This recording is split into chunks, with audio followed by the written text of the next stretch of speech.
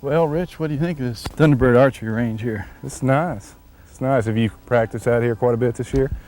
Yeah, a few times anyway. This ought to be probably a good distance to start right here. This is about probably, a little over 25 yards from right here. Got some paper plates up here. Nothing fancy, but it works pretty good. Why don't we try a few shots and see how our bows are working? Sounds good.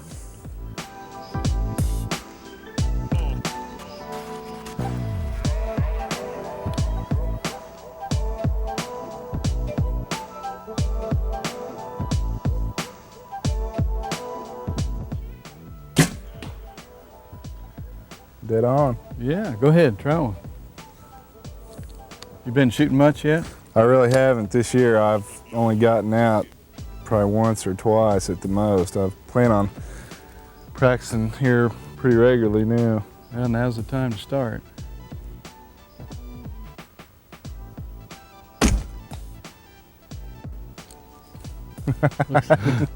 Looks like I need lots of practice. Looks a little low left. Well, go ahead and try for a group. You know,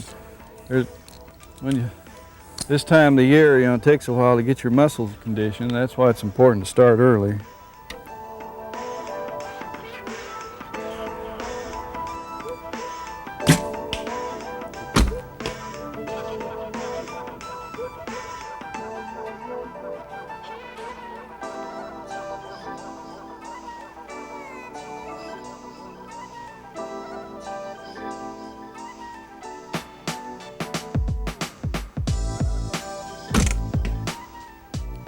Okay, that's pretty good. Let's go get our arrows. Is the arrow flight pretty good on that? Or? Well, I noticed a little bit of a wobble there, but it is difficult to get your equipment tuned if your form's not quite down yet. Maybe I can help you a little bit here, get your equipment set up. And well, that doesn't look too bad, Rich. For not having shot too much, you're getting fairly close there for 25 yards. It takes a little. Well, I sure ruined the fletching. You messed that one up, didn't you? Right. That's what you get for being too accurate. Well, I guess I'll sacrifice a few arrows for that. I always said it happened to me. They can always be refletched. You bet. Well, let's try the next target. Get a little bit closer and see how it goes. Yeah. This range goes on around here. There's 14 different targets through here. It varies ranges from 10 all the way out to 80 yards. 80 yards. Yeah, I noticed on that last target I was really jumping around a lot. Have you noticed anything like in my technique that I could improve upon? Well, of course, the jumping around will, you know, a little shooting practice, maybe an hour a day for a couple weeks, and you'll settle down there quite a bit. But I did notice a few things. For one, your arrow seems a little bit long, but in shooting technique, it's a lot like golf. There's just a basic form that you follow that'll help you a lot. And when you're coming to full draw, are you holding with your back muscles? It's very important that you just hold with those muscles between your shoulder blade and try to keep your bow arm relaxed. Your bow arm looks real good, and you don't want to grip that bow too much. When you come back, just squeeze those back muscles in the back and then slowly squeeze the release. Don't punch the release. That'll make your arrow fly erratically. It's kind of like shooting a rifle. Exactly. Now this target here is only 15 yards, and I'll kind of show you what I go through when the steps that I go through when I take a shot. Okay.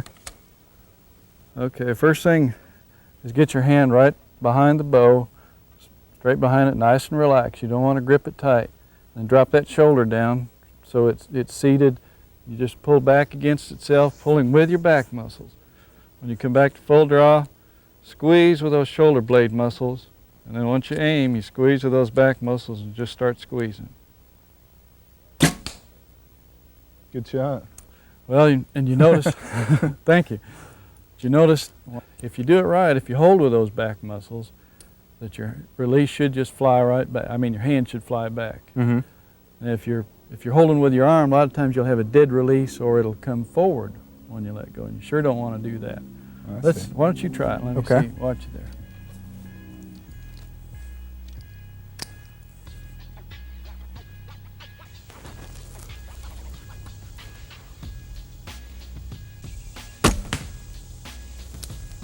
Good shot, good shot. Okay, go ahead, try another one. You look pretty good there. I was trying to lock my shoulder blades like you were talking about. And just squeeze. Don't grip that bow too tightly.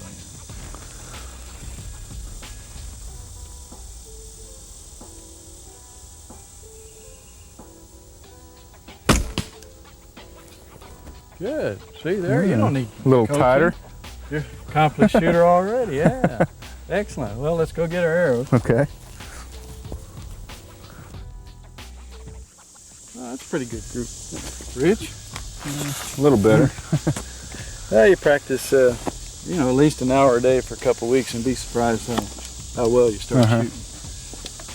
You're saying that you tuned your bow up last night. What do you mean by that? Well, glad you asked that, Rich, because a lot of people probably don't spend enough time tuning their bow. A bow is capable of phenomenal accuracy, better than you or I can shoot. But the basic principles are just going through, well, first of all, making sure that you've got a poundage that you can handle and knowing what that poundage is so that you can get the right spined arrows or right size of arrow to shoot out of the bow. And the other thing is matching it to your draw length, getting a bow that fits your physical specifications, because when you draw a bow and those eccentric wheels roll over, it's a leverage system, and if you pull them all the way back, it comes to what they call the wall or the stop, and you don't want to be holding a bow in that position because that gives erratic arrow flight, and you don't want to be holding it where it just starts to roll over. Instead, you need to be in that valley. Where it kind of lets off. Right. So setting that draw length to your specifications is important. Then there's other things like setting the tiller, making sure the limbs are balanced, the knocking point, and of course the pressure button, or burger button as they call it, and using an arrow rest that works with your form. Tell you what, Rich, I've got some tools up there, and maybe we can go through some of these tuning basics up there. Oh, okay. Great.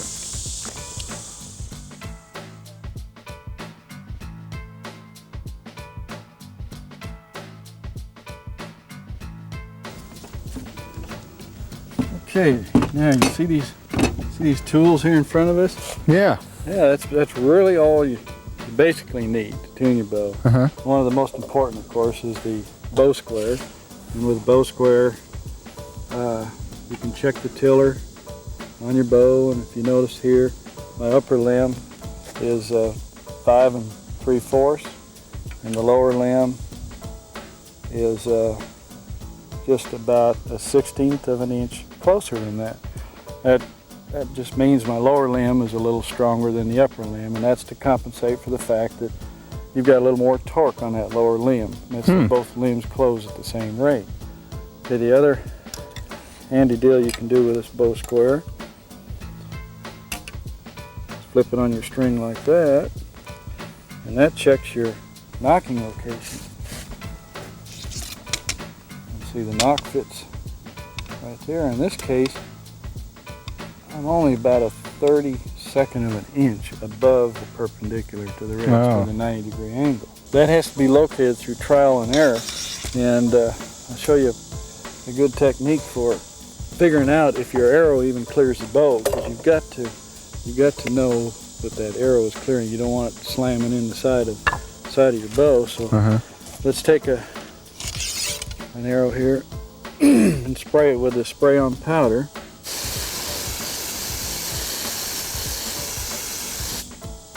Okay, if you'll hold that, Rich. Okay. Okay, and then we also spray it on our arrow rest like that. Okay, now if you'll hand me the arrow, Rich. So I guess it's just going to leave a mark there when you shoot it if it's really rubbing on it. Yeah. All right. Sometimes with the wrong arrow, leave a bad mark there. Oh, really? Hopefully this won't be the case.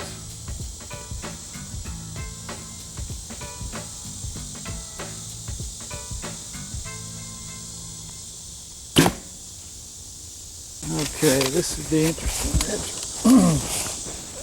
Oh yeah, see, I'm getting a little bit of contact. See right there, where it's just touching the rest a little bit, and the very tip of it is just lightly creasing the middle of the shaft. And I've done a lot of work with the locating the knocking location and the throw out there on that pressure button I was showing you. Uh-huh. One other thing a person can do, of course, he can turn his nocks a little bit to avoid it hitting on that fledge. Of course, the ideal thing is to use a shoot-through rest, but this isn't bad. I'm getting pretty good flight. Well, I'm going to put this behind this piece of paper, this newsprint. We're going to shoot through that and see what kind of a hole it tears. That tells you a lot about how your arrow's flying. Uh-huh. Well, let's try one here and see how this arrow reacts. The shoot-through paper test makes an excellent pattern indicating exactly what angle your arrow is leaving the bow. When bow and arrow are matched and properly tuned, the arrow should print a neat little star pattern with no tear to one side or the other. Fine-tuning a bow is not always an easy task. It takes patience and step-by-step attention to detail. Richard's bow did require quite a bit of tuning. Many things were tried, such as different arrows, adjusting arrow pressure button, nocking location, limb tiller, and changing to a different rest.